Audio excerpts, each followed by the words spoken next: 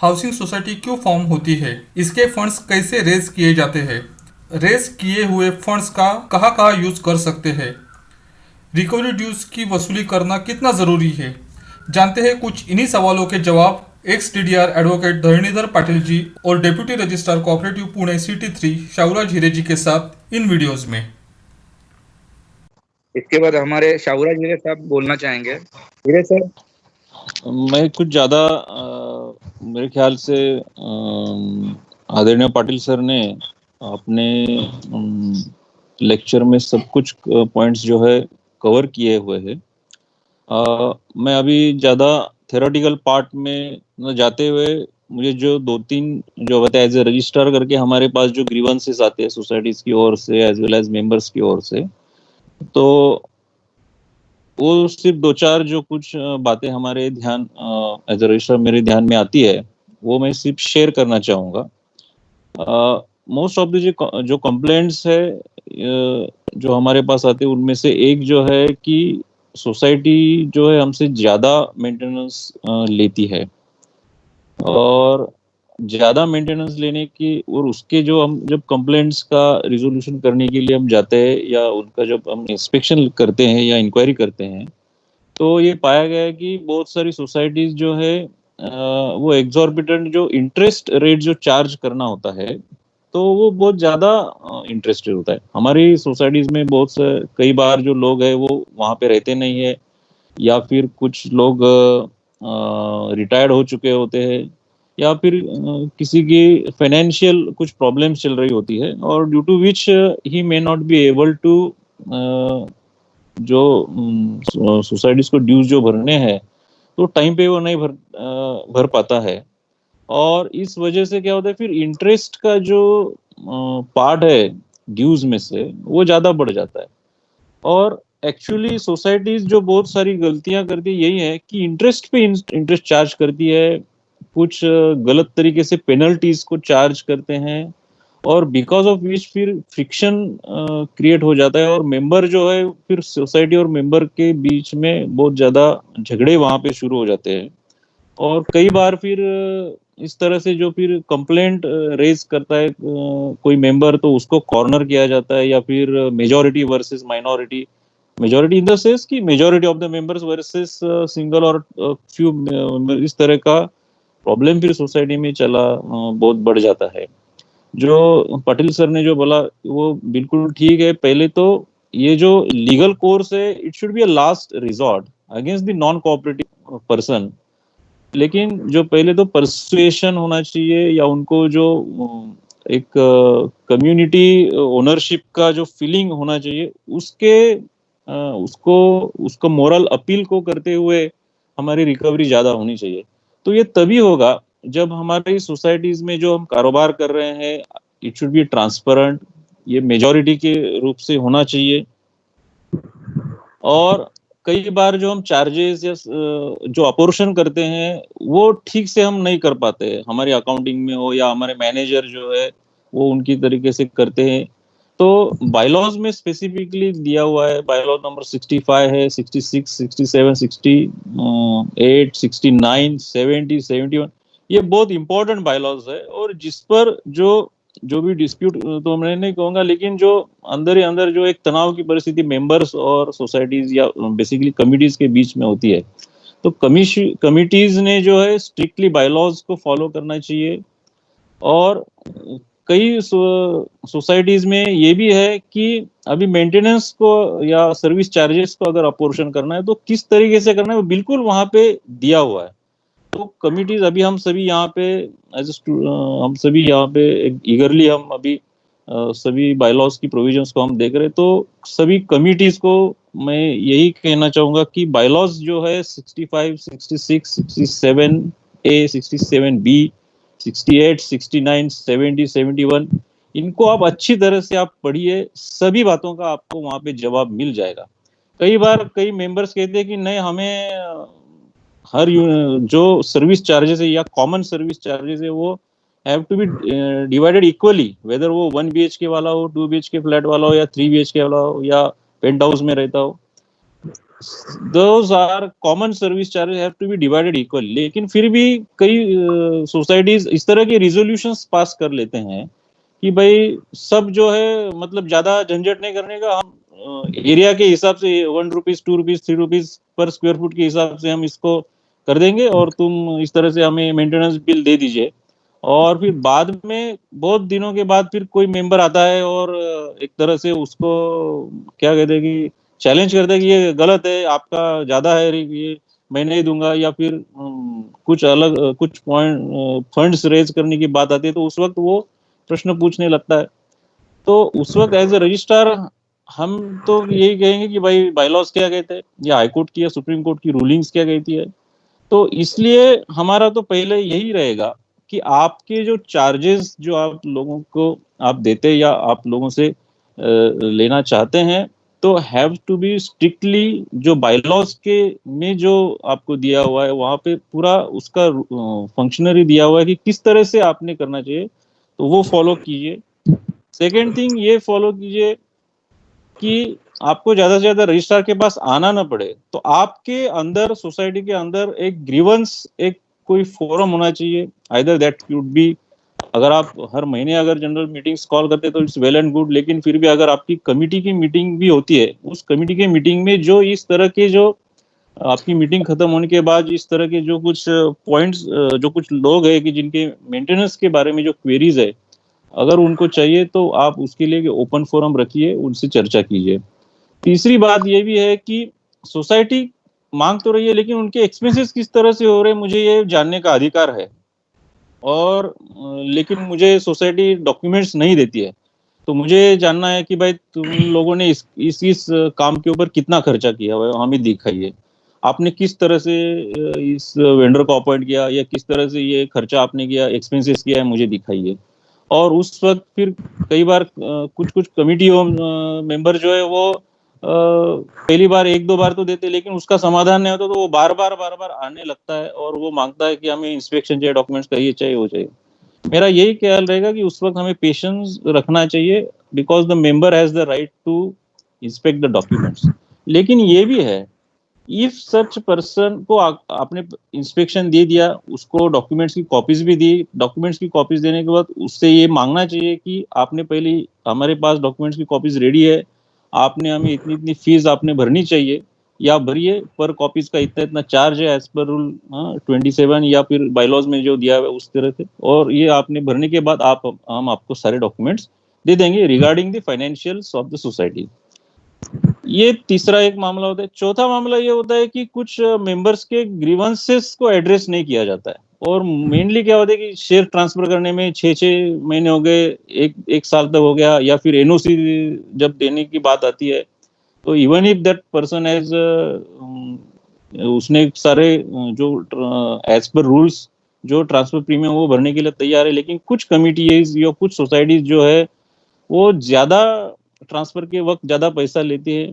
ये भी फ्रिक्शंस के बहुत सारे पॉइंट्स होते हैं, और कई डेवलपमेंट फंड के नाम पे लेते हैं, कोई अलग अलग कल्चरल फंड के नाम पे अलग अलग तरीके के वो उनको नाम दे देते हैं, और उसके लिए वो सोसाइटी का रिजोल्यूशन है ये दिखाते हैं, लेकिन सोसाइटी के रिजोल्यूशन में ट्रांसफर और ट्रांसफर के वक्त आपने कोई भी इनवॉल्यूंटरी आप या कोई भी वॉल्यूंटरी आप नहीं ले सकते, ये बायलॉज में दिया हुआ है। तो इस तरह से मेरा यही कहना है कि कमिटीज जो है बायलॉज का अच्छी तरह से एक अध्ययन नहीं करती हैं, या उनको अच्छी तरह से देखती नहीं है, और जस्ट बाय एक रूल ऑफ मेजोरिटी के ऊपर वो सब चलाने का काम करते हैं। अगर इस तरह से काम होता तो फिर बायलॉज क्यों होते? बायलॉज इसलिए है कि रूल्स बेस्ड काम होना चाहिए। तो bylaws have not only been decided by, मतलब सोसाइटी ने अडॉप्ट करने, have to be registered by the registrar as well. तो इसलिए बायलॉज को फॉलो करना चाहिए। कई सोसाइटी कहती है बायलॉज में कुछ भी लिखा हो, हमको तो इस तरह के चाहिए भाई, या आपका बायलॉज रख दो। अगर इस तरह से आप अगर जो बायलॉज सोसाइटी के फॉर्मेशन के वक्त आपने अडॉप्ट किए उनको ही सोसाइटी की जनरल बॉडी अगर फॉलो नहीं करे, तो मेरे ख्याल से इट्स क्या कहते हैं उसको, विसंगति है, कॉन्ट्राडिक्टरी एक तरीके का सोसाइटी चल रही है। तो society is not functioning according to rules and the bylaws. तो फिर registrar will have to take call कि भाई नहीं करते तो फिर आप जो है सोसाइटी डी रजिस्टर करवा लीजिए, और जो चाहिए वो आप मर्जी का अपना एक कोई भी फॉर्म ऑफ ऑर्गेनाइजेशन करवा लीजिए, इस तरीके का स्टैंड हम लेते हैं। तो मेरा यही कहना रहेगा कि if you have to function as a cooperative society, follow bylaws diligently, because अगर आपके पास रूल ऑफ लॉ अगर आपको सोसाइटी में रखना है, even for the committees as well as for the members, तो you have to follow the bylaws. तो जब आप बायलॉज के हिसाब से आप लोगों से कंट्रीब्यूशन लेंगे, बायलॉज के हिसाब से आप चार्ज करेंगे, जो बायलॉज में जो भी अलग अलग प्रोसीजर्स वहां भी बताइए उस तरीके का आप रखेंगे, तो मेरे ख्याल से बहुत ही कम मामले या गिने चुने 1 या 2% पीपल जो या तो रहते नहीं है या जिनके कुछ प्रॉब्लम्स है या जिनकी कुछ आप समाधान कर ही नहीं सकते, फिर भी तो बहुत कम ज्यादा कम जो है सोसाइटीज में इस तरह की पोजीशन होगी। तो यही मेरा कहना है कि बाकी तो सर ने सारे लीगल पॉइंट्स सर ने कवर किया है, I will not add anything about it. दूसरा एक मैं अभी कोविड-19 के जो अभी ये पार्श्वभूमि है उस पर अभी स्पेशल जनरल बॉडी मीटिंग्स ले या न ले, इस तरीके का एक बहुत सारे लोग प्रश्न कर रहे हैं। फिलहाल जनरल अभी कोई भी पॉलिसी डिसीजन आपको लेना है तो वी हैव टू टेक, अभी वोट आपको लेना पड़ता है, तो आप वीडियो कॉलिंग करके वोट सभी लोग दे सकते हैं या नहीं दे सकते, क्योंकि वोट की प्रोसीजर इस तरह से अभी बायलॉज में या अपने कोऑपरेटिव सोसाइटी एक्ट में डिफाइन नहीं की है, तो उसके ऊपर अभी तक कोई स्पष्टता नहीं है। Even we are also wait and watch हम कर रहे हैं कि किस तरह से लॉकडाउन खुलेगा या किस तरह से आगे जो बेसिकली जो प्रोहिबिटरी ऑर्डर्स है सेक्शन 144 की, तो विद इन द सोसाइटीज भी कुछ पीसीएमसी एरियाज में है कि आपको जमावबंदी के जो आदेश है सोसाइटीज के ऊपर भी वो अभी 2 मई को जो है जो अगर हम देखेंगे तो पुलिस कमिश्नर ने वो दिया हुआ है, तो इसलिए with in the society also हमें कोई समारोह सभा आयोजित नहीं करनी है। तो जब तक इस तरह की प्रोहिबिटरी ऑर्डर्स है तब तक तो मेरे ख्याल से हम जनरल बॉडी मीटिंग्स नहीं ले सकते, ऐसा मेरा खुद का ऑब्जर्वेशन है। लेकिन कोऑपरेटिव डिपार्टमेंट ने मैनेजमेंट कमेटी मीटिंग्स लेने के लिए एक सर्कुलर अभी 24 अप्रैल को निकाला है, तो it is regarding the board meetings है, और अगर इसके ऊपर कुछ ऊपर से कोई आता है हमें तो देन विल हम सोसाइटीज में हम सर्कुलेट कर सकते हैं। दूसरी बात यह है कि सेक्शन 154B29 के तहत जो कुछ अभी रिकवरी प्रोसीडिंग्स है, क्या उसको हम इलेक्ट्रॉनिक मोड से हम कर सकते हैं क्या? तो निश्चित हम कर सकते हैं। ऑलरेडी गवर्नमेंट ऑफ महाराष्ट्र ने, डिपार्टमेंट ऑफ कोऑपरेशन ने जो 5 सर्विसेज है वो नोटिफाई किए, उसमें है registration of the society, reservation of the name of the society, bylaws, amendment of the bylaws of the societies, money lending के लाइसेंसेस है, new license as well as renewal of the license, deemed conveyance की भी जो procedure है वो भी हम deemed conveyance also quasi judicial procedure, उसमें भी सबमिशन ऑफ द डॉक्यूमेंट्स वो आप ऑनलाइन आप कर सकते हैं। तो इस तरह से 101 या 154B29 और भी कुछ फंक्शंस है रजिस्ट्रार के, क्या वो डिजिटाइज हो सकते हैं, उसके ऊपर अभी चल रहा है। तो एट प्रेजेंट तो लॉकडाउन या आगे की जो परिस्थिति है वो किस तरह की टर्न लेगी उसके ऊपर वो रहेगा। लेकिन मेरा ये एक सुझाव रहेगा सभी हाउसिंग सोसाइटीज को और पिंपरी चिंचवड रोड फेडरेशन को भी, कि वो एक तरह से सरकार को इस तरह की सूचनाएं दे या निवेदन दे, तो इस तरह की जो कुछ अगर सिर्फ कोविड नहीं लेकिन भविष्य में भी इस तरह की प्रोसीजर्स के लिए अगर ज़्यादा से ज़्यादा इलेक्ट्रॉनिक माध्यम से अगर कुछ एप्लीकेशन करने की या नोटिस देने की अगर सुविधाएं हमें कुछ एक डेडिकेटेड पोर्टल द्वारा अगर की जा सकती है तो हम उसको नोटिफाई कर सकते हैं। लेकिन पब्लिक की ओर से इस पर जो है सरकार को एक कुछ ना कुछ निवेदन हो, एप्लीकेशन हो जाने चाहिए। तो मेरे ख्याल से अभी अगर कुछ 1-2 क्वेश्चंस भी मेरे पढ़ने में आए थे कि क्या बिल्डर्स के खिलाफ हम कर सकते या नहीं कर सकते। तो अर्लियर जो 101 का जो सेक्शन था उसमें मेंबर खिलाफ ये कर सकते, इस तरह का मेंबर्स के खिलाफ सोसाइटी जा सकती है, उसके क्लेम्स के लिए आप रजिस्ट्रार के पास आ सकते हैं। तो अभी जो 154B29 में जो दिया है या 154B सेक्शन 1 में जो ड्यूज की जो डेफिनेशन दी है, डिफॉल्टर की जो डेफिनेशन दी है, उसमें मेंबर और फ्लैट ओनर और ऑक्यूपायर है।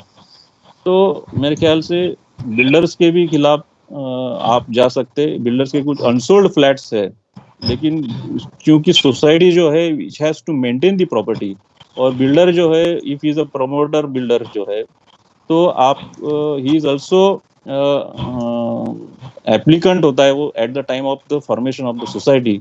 और जो एप्लीकेंट होता है, जो प्रमोटर होता है at the time of formation of the society, he is also becomes the member subsequently. Society जो है वो रजिस्टर होती है, तो इसलिए मेरे ख्याल से he is also liable to pay the dues of the society अगर कोई मंथली मेंटेनेंस है। ये मेरा खुद का एक है ना। और मेरे पास कुछ ऐसे एप्लीकेशन आए भी थे। कुछ एप्लीकेशंस को मैंने पॉजिटिवली ये किया हुआ है, कुछ एप्लीकेशंस को मैंने रिजेक्ट भी किया है सोसाइटीज की। दूसरा, एक रिजेक्शन का अगर होता है सोसाइटीज का रजिस्ट्रार के पास, तो रजिस्ट्रार को एक देखना ये है, एक तो application whether it is maintainable और नॉट। ये बहुत सारे जब डिफॉल्टर्स जो होते हैं उनके जब एडवोकेट्स आते हैं, तो वो एप्लीकेशन मेंटेनेबिलिटी का एक एप्लीकेशन देते हैं। First of all you have to decide the maintainability of the application, और अगर एप्लीकेशन मेंटेनेबल नहीं है तो it has to be rejected.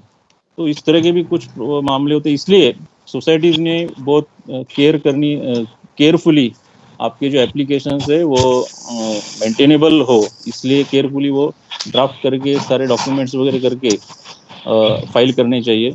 और दूसरा ये होता है कि स्टेटमेंट ऑफ अकाउंट्स, आपकी सारी जो केस है वो स्टेटमेंट ऑफ अकाउंट्स के ऊपर निर्भर है, बिकॉज रजिस्ट्रार को इंक्वायरी करनी है, रजिस्ट्रार हैज टू इंक्वायर। तो यहाँ पे कोई जिस तरह के आम कोर्ट में जिस तरह से रहता है कि दोनों पक्षकार जो है एक दूसरे का सरतबाज उलट तबाज जिसको कहते हैं, इस तरह से लेते हैं, तो ये समरी इंक्वायरी में ये नहीं रहता है। लेकिन समरी इंक्वायरी बाय रजिस्ट्रार होती है। इफ जो रिस्पोंडेंट होता है या जो डिफॉल्टर मेंबर जिसको हम कहते हैं, अगर वो आता है और वो कुछ ऑब्जेक्शंस लेते हैं, और if those objections are valid है, अगर रजिस्ट्रार को लगता है, तो registrar has to inquire them. तो रजिस्ट्रार कह सकता है कि आप ये प्रोड्यूस कीजिए, ये दीजिए, वो दीजिए। तो आपका जो स्टेटमेंट ऑफ अकाउंट जो आप देते हैं at the time of filing of application, वो ट्रू, फेयर एंड करेक्ट होना चाहिए। और इसलिए मैंने आपको कहा कि जो बायलॉज है, बायलॉज के बेसिकली जो बायलॉज नंबर 65, 66, 67, 68, 69, ये जो सारे बायलॉज बेसिकली जिसके ऊपर आपका सारा चार्जेस जो आप फ्रेम करते हैं सोसाइटी के मेंबर्स के, वो सब डिपेंड है। तो स्टेटमेंट ऑफ अकाउंट्स जो है वो आपका बहुत इंपॉर्टेंट है। वो भी एक जो है रोल प्ले करता है आपके एप्लीकेशन का एक्सेप्ट करना या रिजेक्ट करना रजिस्ट्रार के सामने। सो आई विल रेस्ट माय जो मैंने अभी ओपिनियन यहाँ पे रखा हुआ है, यहाँ पे जो मैं कह रहा हूँ, and I will forward the proceeding to the convener of the meeting. Thank you sir, thank you. खूप छान सांगितलं तुम्ही. Can I ask one question? I'm Sahib Agadar from Solana Society, chairman of this society. Sir आप will go one by one, because what Yes, happens yes. Is that Sir, कि इन लोगों ने पहले 2 दिन पहले ही क्वेश्चन दिया है. तो सबसे पहले Kunal बोमनवार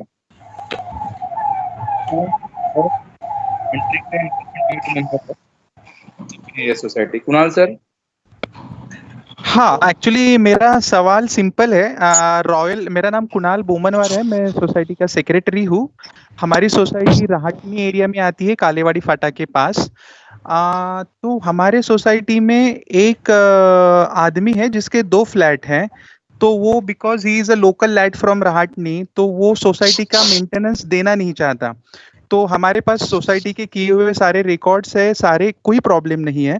but he is being a local person and local politician, वो बोलता है कि आपको जो करना है कर लो, मैं सोसाइटी का मेंटेनेंस नहीं दूंगा। हाँ, लगभग तो आज नहीं आवे। तो उन्होंने बोला है कि मैं सोसाइटी का मेंटेनेंस नहीं पे करूंगा, आपको जहां पर भी कंप्लेंट करनी है कर दो। बस वो बिकॉज वो लोकल पॉलिटिशियन है, तो वो थोड़ा थ्रेड भी देता है, जो भी सोसाइटी के कमिटी के लोग हैं उनको इंडिविजुअल थ्रेड भी देता है। कुणाल जी, थ्रेट को घबराने की तो कोई जरूरत है नहीं। कानून आपके साथ में है, कंप्लेंट कर सकते हैं आप। Threat covers under Indian penal code, local politician में भी जा सकते हैं आप, कोई प्रॉब्लम नहीं उसमें। पर आप जाना नहीं चाहते हैं, कुछ वजह हो उसकी, पर रिकवरी प्रोसीडिंग तो आप फाइल कर सकते हैं। इसके लिए बस आपको उन्हें नोटिस देना है, और preferably you engage an advocate, तो advocate will take care of the rest of the things. Advocate के पास से नोटिस जाएगा तो उनको पैसे देने पड़ेंगे, नहीं देते हैं तो एडवोकेट रिकवरी प्रोसीडिंग सबमिट करेगा। तो सिचुएशन देख के तो चाहे कोऑपरेटिव कोर्ट में फाइल करे या फिर रजिस्ट्रार के सामने फाइल करे, वो आप उनके ऊपर छोड़ दीजिए, और रिकवरी प्रोसीडिंग आप इनिशिएट कर दीजिए, आपके पैसे आ जाएंगे, कोई नहीं। The first people have been recovered against. तो सर local मुझे और police एक court भी is पूछना not- है, अभी पिछले मतलब अभी वो सोसाइटी का मेंटेनेंस पे नहीं कर रहे हैं, बट हमारी सोसाइटी में हमने सोलर इलेक्ट्रिसिटी वगैरह भी इम्प्लीमेंट किया हुआ है, तो जिसकी वजह से जो घर में चलने वाले फैंस होते हैं, लाइट्स होते हैं, वो सोलर इलेक्ट्रिसिटी से चलते हैं। तो उसके लिए हमने कॉमन मीटर लगा के रखा हुआ है, जहाँ पे metered amount of solar electricity go to each and every flat. और उसके बाद उसी लाइन में से अगर हमारी कहीं एमएसईबी की लाइट चली जाती है और सोलर इलेक्ट्रिसिटी अवेलेबल नहीं रहती है, तो उसी लाइन में से हम लोगों ने डीजी के कनेक्शन भी करके रखे हुए हैं। तो सिर्फ एटलीस्ट घर के सारे fans and lights can work. तो ये जो Very good. सारा होता है, तो इस वजह से अभी वो सोसाइटी का मेंटेनेंस पे नहीं कर रहे, but they are using this are electricity और ये वाटर। तो उस केस में हम फिलहाल कुछ कर सकते हैं क्या, ताकि हम उनकी जो इलेक्ट्रिसिटी है, can we cut that electricity by giving notice? These are the essential commodities. You have no right to cut the water supply. So you have every right to recover them.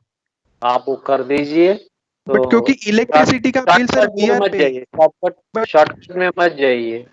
ये तो electricity का आ bill रहा है तो ना, हम पे करते हैं, बट उनके घर में जो इलेक्ट्रिसिटी चल रही है उसका बिल भी तो हम ही पे कर रहे हैं सर, क्योंकि एक मीटर है जो now electricity is being supplied source from the solar, and which is metered, and the society is paying out of common funds. Yes yes So you may pass a resolution and say that common electricity, society का electricity will not be available. You go for the MSDEL electric supply. That is possibility, but water तो आप नहीं cut कर सकोगे. It is advisable that don't go for shortcuts. You issue a bill, then issue a notice, and then file the proceeding. These are the things. Then rest of the things, let the registrar or let the cooperative court decide how to proceed. You did not bother about it. Okay sir, thank you for इसके बारे में मैं भी यही कहना चाहूंगा। जो अभी पाटिल सर ने कहा है कि मोफा के सेक्शन 11 है, मोफा सेक्शन 12 और 12A में ये जिम्मेवारी है फ्लैट ओनर की कि जो अगर कोई भी मैनेजर ऑफ द प्रॉपर्टी है उसमें लिखा हुआ, तो manager of the property in this case being the society, तो सोसाइटी के जो भी फ्लैट ओनर्स है मोफा के सेक्शन के तहत, तो उनके ऊपर ये जिम्मेवारी है कि वो जो भी कुछ मेंटेनेंस मांगती है तो वो देना चाहिए मैनेजर ऑफ द प्रॉपर्टी को।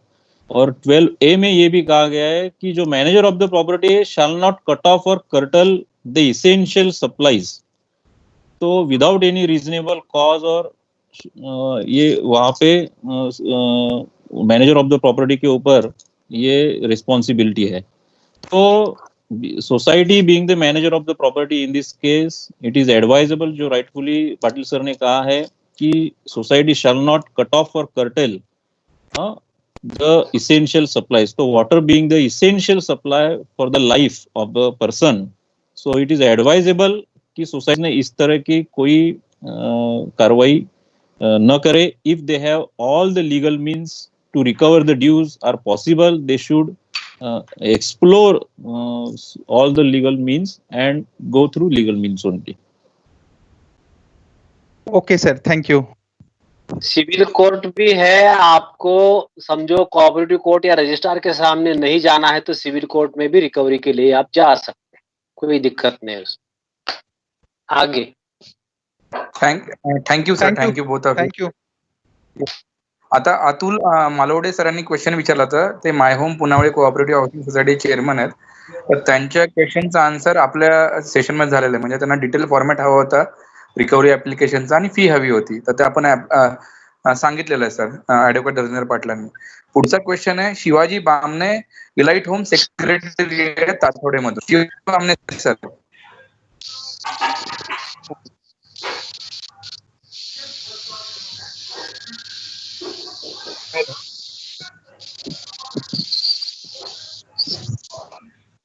हॅलो. हा शिवाजी बामणे सर बोला. हा सर नमस्कार. माझा एक प्रश्न होता.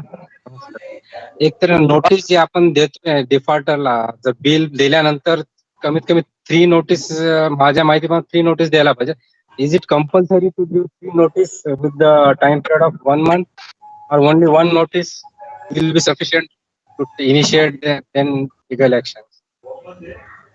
तुम्ही त्याला बिल दिलं पाहिजे पहिलं, हा. आणि बिल दिलं नाही, बिल जर वसूल झालं नाही तर नोटीस द्यायची आहे. 1 notice इज इनफ. ओके. ही नोटीसची गरज नाही. You do not waste time. You issue a notice, but notice should be full proof. Notice should mention the dues. Notice should mention that if dues are failed by certain date or time or period, an action will be initiated against that person under certain section. So section is to be also quoted. So it is advisable to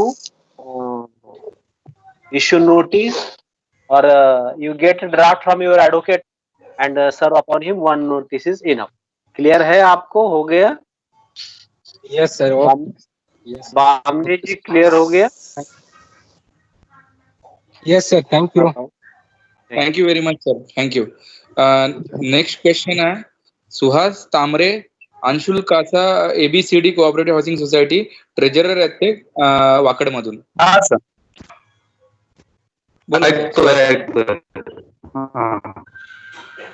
आमच्याकडे काय केलेलं आहे, general structure आहे बिल्डिंगचं. 2 BHK 2 flat आणि 3 BHK 1 flat असे एका फ्लोरवर आहेत. एका रेसिडेंटनं 2 BHK घेतले. ऍट द टाइम ऑफ अग्रीमेंटच त्यांनी प्लॅन मध्ये तसं मेन्शन केलेलं आहे.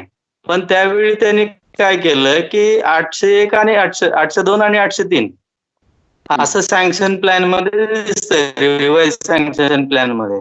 आता ते मेंटेनन्स भरत होते, बिल्डरला मेंटेनन्स त्यांनी पूर्ण भरला दोन्ही फ्लॅटसाठी. 2019 पर्यंत आपल्याकडे पण भरत होते. 2019 ला त्यांनी बंद केलं सडनली की माझं एकच युनिट आहे आणि मी काय दुसऱ्या युनिटचे तुम्हाला पैसे देणार नाही. आता ह्यात आमच्याकडं आमचं म्हणणं असं आहे सोसायटीचं की तुमच्या रिवाइज्ड प्लॅन मध्ये 802 आणि 803 दाखवलेलं आहे, जरी ते ऍडजॉइंटेड असलं तरी. त्यानंतर तुम्ही प्रॉपर्टी टॅक्स रिसीट वर पण 802/803 असं येत आहे. 2 सेपरेट पॉवर मीटर बसवलेले आहेत. त्याचबरोबर आमच्याकडे एक रिझोल्युशन आम्ही पास केलेलं आहे की पर युनिट 4 पेक्षा जास्त टेनंट्स ठेवायचे नाही. आता ते जे ऑक्युपंट आहेत ते 7 ते 8 मेंबर्स ठेवतात प्रत्येक वेळी आणि सेपरेट अग्रीमेंट करून ठेवतात ते. मग ह्या केसमध्ये आमचं म्हणणं आहे की तुम्ही 2 फ्लॅटचा मेंटेनन्स द्या. तुमचं प्रश्न संपला का सर? संपला. हॅलो. हा बोला. तुमचं म्हणणं बरोबर आहे. संपला. 2 युनिटचा स्वतंत्र असा मेंटेनन्स दिला पाहिजे. युनिटची व्याख्या सँक्शन प्लॅन प्रमाणे असेल. तो काय म्हणतो याला काही म्हणजे अर्थ नाही आहे. तुम्ही दोन्ही युनिटची बिल त्यांना इश्यू करायला सुरू करा आणि दोन्ही युनिटची जर बिल त्यांनी दिली नाहीत तर तुम्हाला रिकव्हरी प्रोसिडिंग घेता येईल. दुसरा प्रश्न आहे की तो भाडेकरी ठेवतोय, स्वतः राहत नाहीये, मग त्याला नॉन ऑक्युपन्सी चार्जेस पण लागतील, तर तेही बिलामध्ये ऍड करा. आणि तुमचं ऑप्शन प्रमाणे तो जर काही ऍक्टिव्हिटी ते 7 मेंबर ठेवले 4 ठेवलेले नाही आहेत त्या संदर्भामध्ये तुम्ही जनरल मीटिंग समोर जा. जनरल मीटिंगचा काय सल्ला येतोय बघा आणि त्याप्रमाणे त्याच्या बिलामध्ये करता येते का तुम्हाला त्याच्या त्या नजीकच्या पोलीस स्टेशन मध्ये जाऊन तक्रार करता येईल का पहा, किंवा कोऑपरेटिव्ह कोर्ट मध्ये जाऊन सुद्धा त्याच्या विरुद्ध तुम्हाला डिस्प्यूट दाखल करता येईल. सर यात तर दोन एक गोष्ट आहे युनिट ऍड करा सर. दोन एक गोष्ट आहे त्यात दोन युनिट. सांगायची मला. सर 1 मिनिट बोलू का मी? हा लवकर बोला.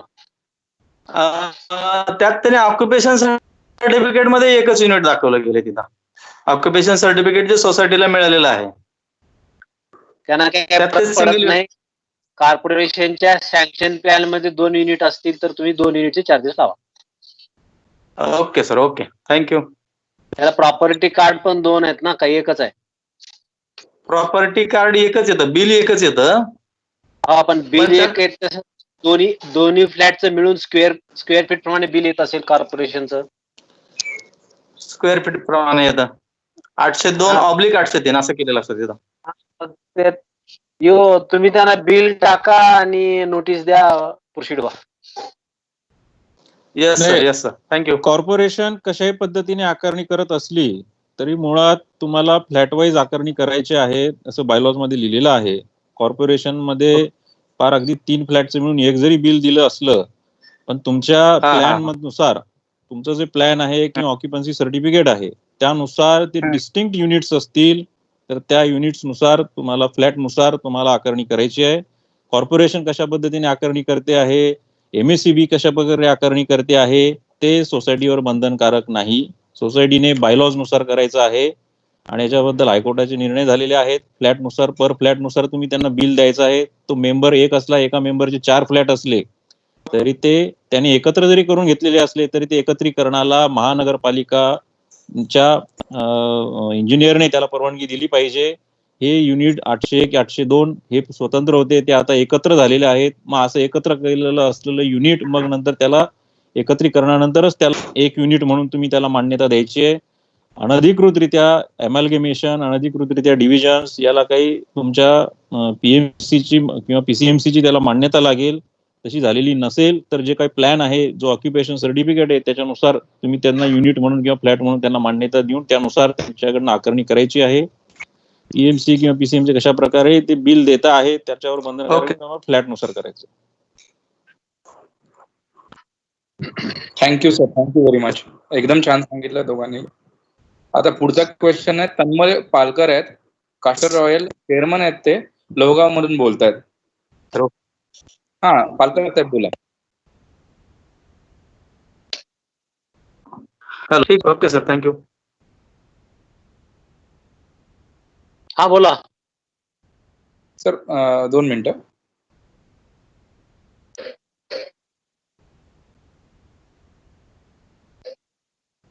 क्या म्हणते काका अरुण देशमुख वेट कर रहे हैं क्वेश्चन पूछने की बहुत देर से. नहीं सच कौन? काका अरुण देशमुख. हाँ पूछेंगे सर.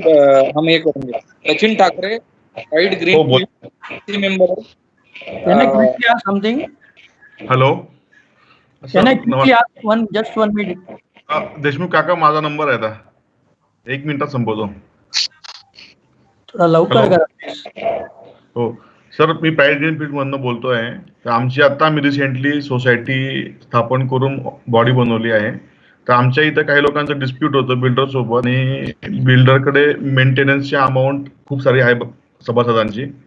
तर लोक आता आम्ही सोसायटी स्थापन जस्ट केली आहे आणि सोसायटीचं अकाउंट ओपन केलं आहे. पण ज्यांचे सोसायटी रजिस्टर व्हायच्या पूर्वीचे जे ड्यू होते, ओके, ते ड्यूज सोसायटीला रिकव्हर कसे करता येतील? कारण की आता सोसायटीकडे फंड्स नाही रन करायला. आता आम्ही जस्ट बॉडी फॉर्म केली आहे आणि आमचे ड्यूज म्हणजे जे मार्च 2020 पर्यंत होते तोपर्यंत बिल्डरच बघत होता. पण त्या केसला ड्यूज ज्या लोकांचे ड्यूज बाकी आहेत ते ड्यूज सोसायटीला अधिकार आहे का रिकव्हर करायचा? होय, आपण ते एक स्लाइड बघितली असेल की नोंदणीपूर्वी सहकारी संस्था नोंदणी झाल्यानंतर सहकार कायदा लागू होईल. तुमचा जरा आवाज म्यूट करा. सोसायटी नोंदणी पूर्वीच्या रिकव्हरीसाठी सिव्हिल कोर्टामध्ये सूट दाखल करता येतो. हॅलो सर बोला सर, बोला सर. हो सर, ऐकतो सर आम्ही. सोसायटी नोंदणीपूर्वीच्या थकबाकी वसुलीसाठी सिव्हिल कोर्टामध्ये सूट दाखल करता येतो. तुम्ही त्यांना नोटीस द्या वकिलामार्फत आणि प्रोसिडिंग दाखल करून रिकव्हरी करून घ्या. समापचाराने केली तर आणखीन बरं, बिगर खर्चाची वसुली झाली तर जास्त चांगलं आहे. तसं होतंय का बघा, नाही झालं तर मग सरळ नोटीस द्या आणि दावा दाखल करून टाका. आपल्याला रेमेडी अवेलेबल आहे, उपाय आहे. Okay, thank you sir. नाही, आपण एक मिनिट, आपण फ्लॅट धारकांच्या ड्यूज बद्दल बोलताय की बिल्डर कडनं घेणाऱ्या रकमेबद्दल बोलताय? नाही सर, आम्ही फ्लॅट धारकांचे जे ड्यूज नाही, आहेत. मला वाटतं त्याच्यामध्ये माझं स्वतःचं ओपिनियन असं आहे की बिल्डर आणि फ्लॅट धारक यांच्यामध्ये झालेला करार आहे. त्या बिल्डर आणि फ्लॅट धारक जोपर्यंत बिल्डर बघत होता ते बिल्डरनी त्यांची रिकव्हरी करून घ्यावी. सोसायटीने बिल्डरच्या काळातली रिकव्हरी करण्याचा काही प्रश्न इथे निर्माण होत नाहीये. सोसायटीने आता नव्याने त्यांचं बजेटिंग केलं पाहिजे. जर आपण याच्यामध्ये मॅनेजमेंट कमिटी म्हणून या ठिकाणी आता जर फ्लॅट धारकांकडनं, म्हणजे तुम्हाला संस्था चालवायची, संस्था मेंटेन करायची, आता बिल्डर कडनं जी रक्कम तुम्हाला यायला पाहिजे याची संस्थेने, जसं सरांनी सांगितलं त्या पद्धतीने सिव्हिल सूट दाखल करा किंवा कॉम्पिटंट ऑथॉरिटीकडे जा. हे 2 मार्ग तुमच्याकडे उपलब्ध आहेत. परंतु आता फ्लॅट धारकांकडनं आता तुम्हाला नव्याने मागणी करायची, त्याकरता तुम्हाला तुमचं खर्चाचं जे काय आहे ते नियोजन केलं पाहिजे, तुम्ही बजेट केलं पाहिजे आणि त्यानुसार प्रत्यक्ष झालेला जो काही खर्च असेल किंवा होणारा जो काही खर्च असेल त्यानुसार तुम्ही सभासदांकडनं त्याची मागणी करू शकतात आणि ती मागणी केली पाहिजे संस्थेने. तुम्ही मागची म्हणजे बिल्डरच्या काळात बिल्डरने 4 रुपये स्क्वेअर फूट प्रमाणे ठरवलेला असेल आणि आता संस्था जर करत असेल तर त्यामध्ये कदाचित तो खर्च कमी होऊ शकतो. बिल्डर ज्या वेळेला संस्थेची देखभाल करत होता त्यावेळेला ती एक्झॉर्बिटंट असू शकते, बिल्डरचे मोटिव्ह वेगळे असू शकतात आणि त्यामुळे ती जी रक्कम आहे तोच बेंचमार्क ठेवून तुम्ही सभासदांकडनं आता वसूल करणं हे चुकीचं ठरेल असं माझं मत आहे. परंतु बिल्डर कडून सोसायटीला काही रक्कम येणं बाकी असेल तर ती बिल्डर कडनं वसूल करण्यासाठी आपण सिव्हिल कोर्टात जावं किंवा कॉम्पिटंट ऑथॉरिटी DDR कडे जावं. परंतु फ्लॅट धारकांना बिल्डरच्या काळातली मेंटेनन्स बाकी आहे, सोसायटी फॉर्मच झालेली नसताना बिल्डर ज्या वेळेला त्याचं मेंटेन करत होता ही बिल्डरची जबाबदारी आहे. सेक्शन 5 आणि सेक्शन 6 नुसार ती बिल्डरची जबाबदारी आहे. त्याने ती प्रॉपर्टी मेंटेन केली पाहिजे. त्याचे आउटगोईंग्स इव्हन तो त्याने हँडओव्हर केलेलं असेल तरी त्याबद्दलची त्याचे जे काही आउटगोईंग्स असतील त्याबद्दलची रिकव्हरी ते बिल्डरचा प्रश्न येतो. त्यामुळे बिल्डरचं एजंट म्हणून काही सोसायटीने इथं काम करायचं नाहीये.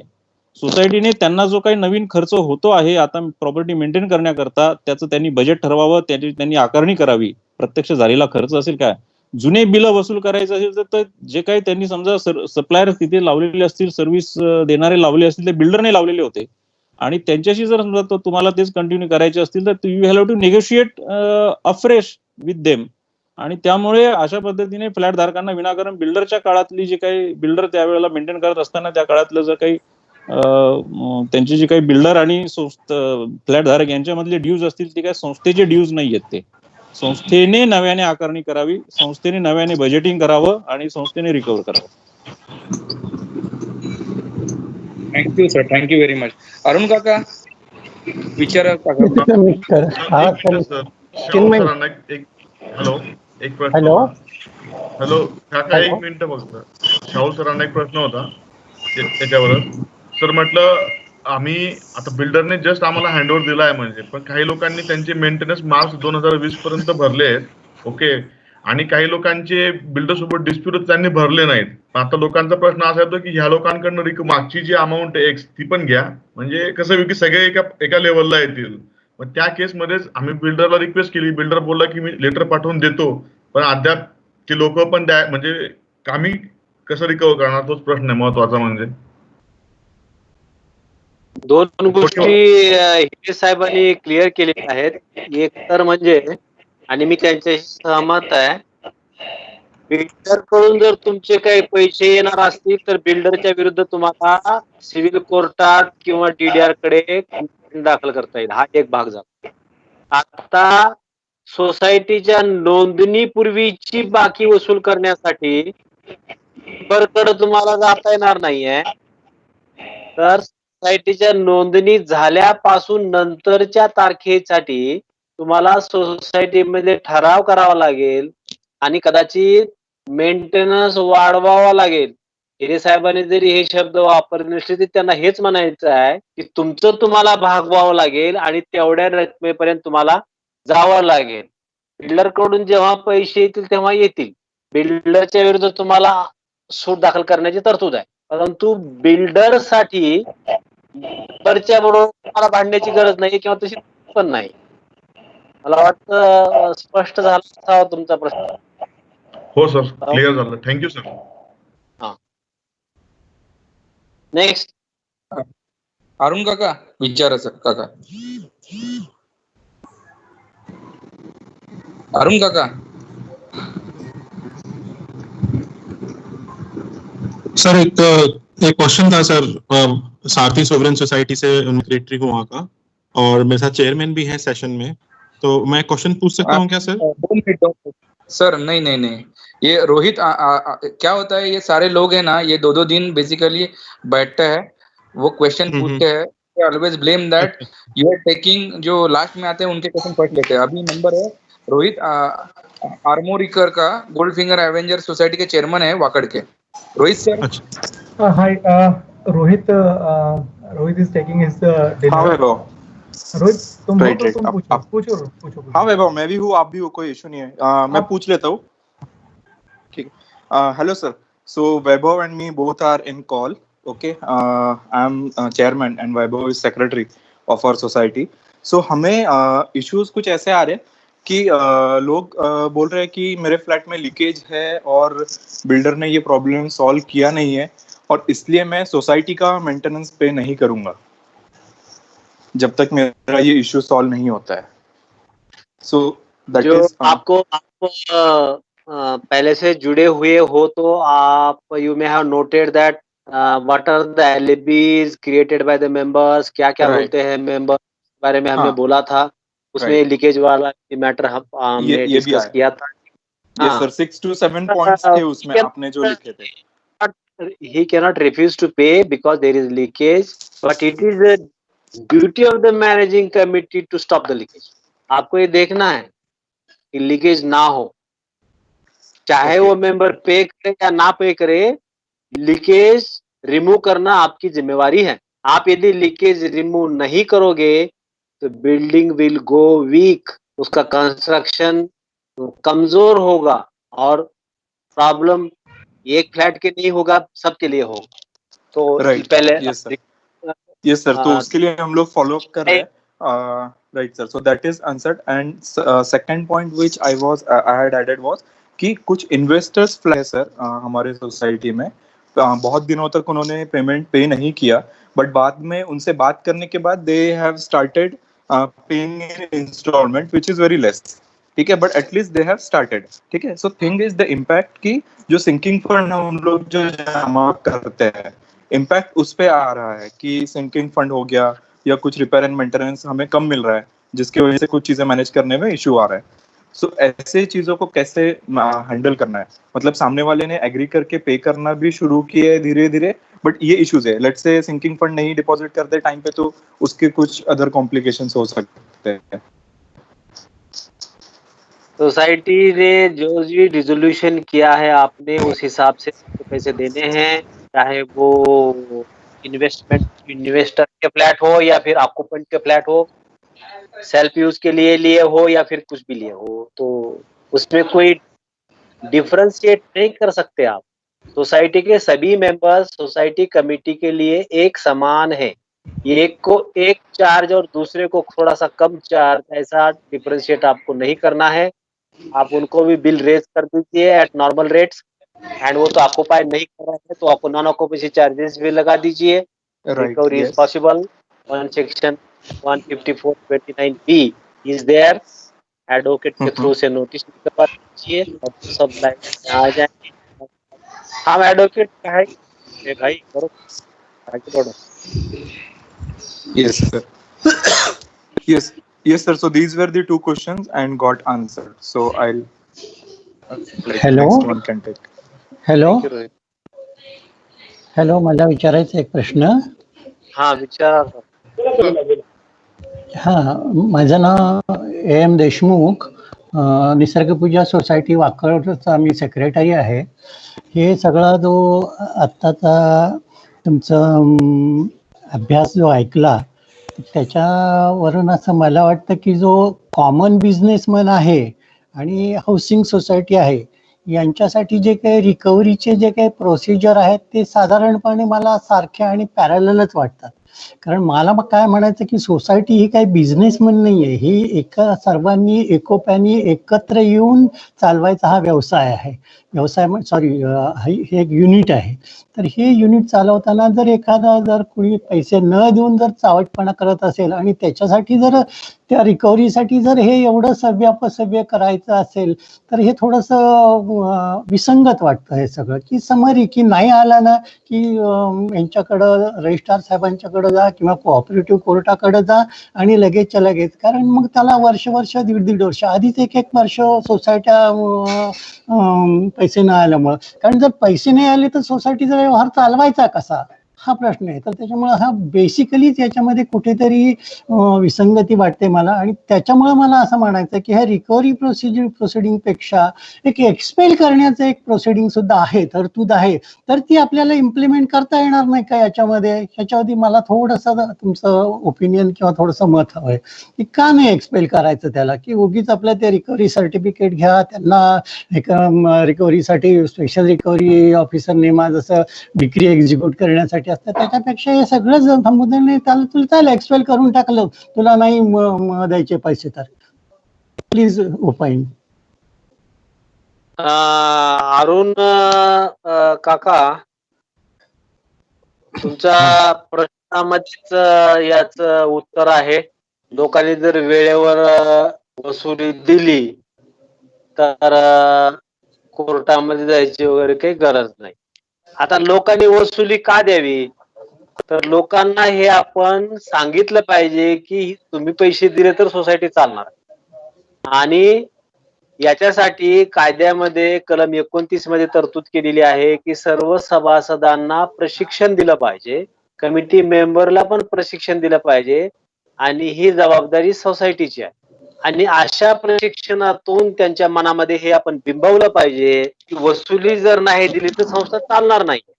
आणि त्याच्यामुळे ते वसुली देतील आणि मग कोऑपरेटिव्ह कोर्टामध्ये वगैरे जाण्याची काही गरज पडणार नाही. आणि राहिला प्रश्न कॉमन बिझनेस प्रोसिजर सारखंच हे बिझनेस प्रोसिजर आहे. वसुलीची एकच मेथड आहे.